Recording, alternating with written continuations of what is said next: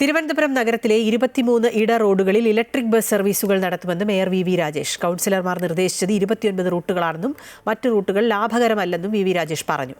ശനിയാഴ്ച മുതൽ ബസ് സർവീസുകൾ ആരംഭിക്കും. തിരുവനന്തപുരം നഗരത്തിലുടനീളം 29 റൂട്ടുകളിലാണ് ഇലക്ട്രിക് ബസ് സർവീസിനായി കൗൺസിലർമാർ നിർദ്ദേശിച്ചത്. ഇതിൽ 23 റൂട്ടുകളിലേക്ക് ശനിയാഴ്ച മുതൽ ബസ് സർവീസ് ആരംഭിക്കും. ശനിയാഴ്ച കൊടുങ്ങാനൂർ വാർഡിൽ ആദ്യ ബസ് ഓടിത്തുടങ്ങും. 23 എണ്ണത്തിൽ 2 ബസ്സുകൾ ഡീസൽ ബസ്സുകളാണെന്നും നേരത്തെ സർവീസ് നടത്തി പിന്നീട് നിന്നുപോയ ബസ്സുകളും ഒപ്പം പുതിയ ബസ്സുകളും ഉൾപ്പെടുത്തിയായിരിക്കും സർവീസ് നടത്തുക എന്നും മേയർ വി രാജേഷ് പറഞ്ഞു.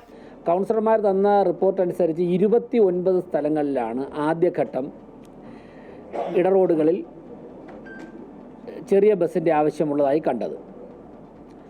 അത് KSRTC മുമ്പാകെ സമർപ്പിക്കുകയും ബഹുമാനപ്പെട്ട മന്ത്രിയുമായിട്ടൊക്കെ ചർച്ച നടത്തിയതിൻ്റെ അടിസ്ഥാനത്തിൽ ഇപ്പോൾ അടിയന്തരമായി 23 റൂട്ടുകളിൽ ബസ് അടുത്ത ദിവസങ്ങളിൽ മുതൽ ഓടിത്തുടങ്ങും.